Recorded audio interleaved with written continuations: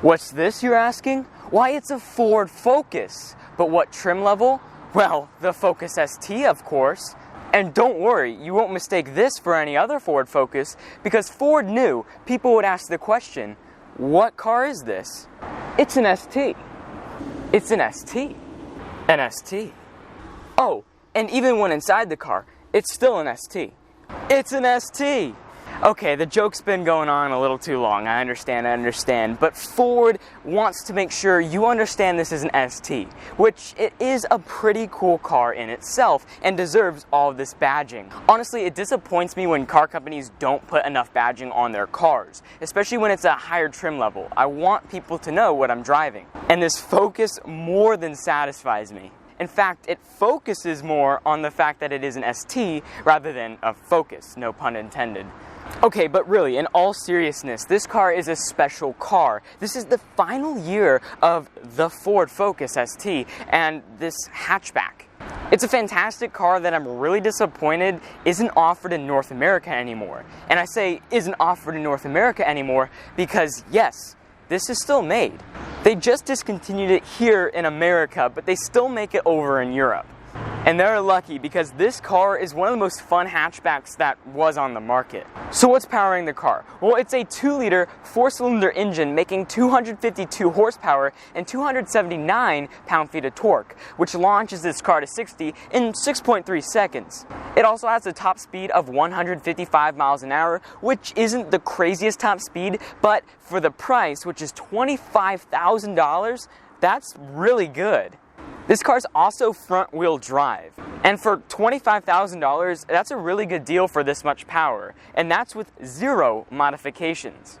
Let's talk design, because this car is one of the hottest hatchbacks to ever come from a company. Again, that's my opinion, but I strongly feel for that statement because, seriously, this is a brilliant design for a hatchback. Hatchbacks usually are boring except for some of the faster variants of usually boring hatchbacks. But the Focus is one of my favorite hatchbacks to come from any manufacturer. That goes with the Velociter and a lot of other competition in this segment. So starting off with the front end, it's an aggressive design which flows really nice with the rest of the car, which when you get into the side, it is a 4-door, which would really be boring on most cars, but this Focus ST makes it a little more fun. It's a little more fun with these side skirts, and then it ties into the back really well with its spoiler. Some cars come with spoilers that I don't really like, but this Ford Focus ST definitely has one that I am more than happy with. The back of this car is slightly different than the standard Focus,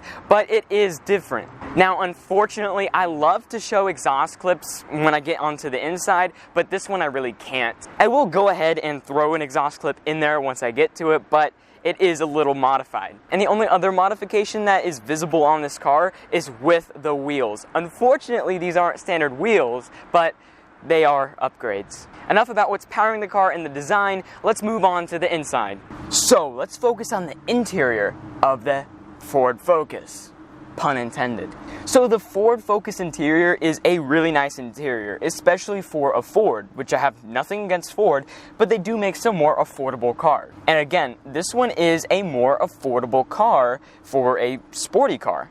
So you would expect the interior to suck, but you'd be very, very wrong. It's a very high quality interior for the price.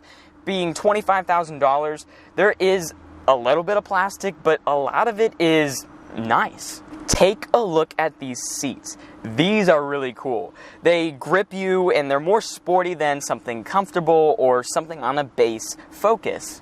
And of course they say ST, and they are Recaro seats. This car does seat 5, so there is 3 seats in the back, the middle one being kind of small, but it is nice back there. They didn't cheap out, and it's much better than a base Focus.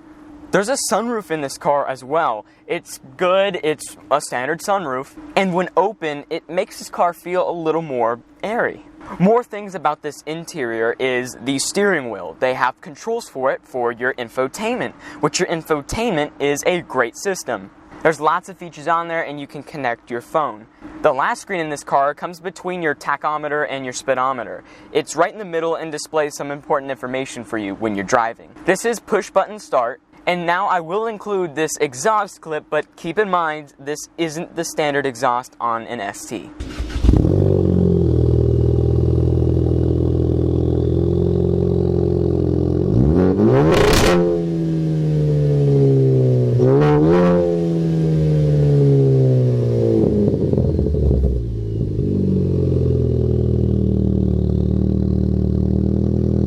It sounds awesome, but don't think this is how every car sounds. After adding a little aftermarket exhaust, it'll sound like this. One of the last things I want to mention about this interior is there's 3 gauges on the dashboard. And no, I'm not just talking about the gauge cluster, I'm talking about 3 extra gauges above the infotainment. It displays some important information, again, about your car that you would need to know while driving. And the last thing about this interior that I want to talk about is the manual shifter. It's good, it's a 6-speed, and that's what comes standard on your ST. So if you want one of these, learn how to drive a manual. I did. And it's a little interesting at first, but you can get the hang of it eventually. Anyway, I imagine most of you watching won't have an issue with the manual shifter. And as you can see, it's customizable. But that's all for the interior of the Ford Focus ST. My final thoughts about this car are surprisingly good.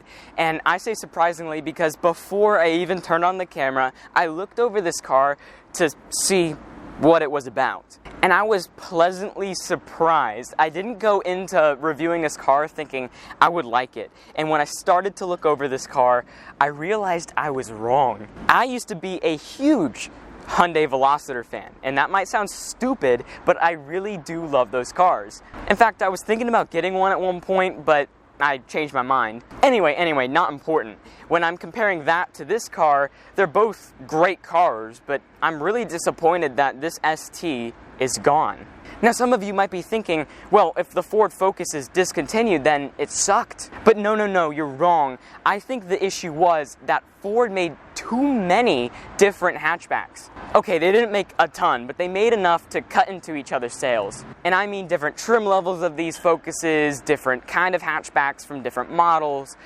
That can't happen within a brand. Very rarely does that ever turn out well because it will cut into each other's sales.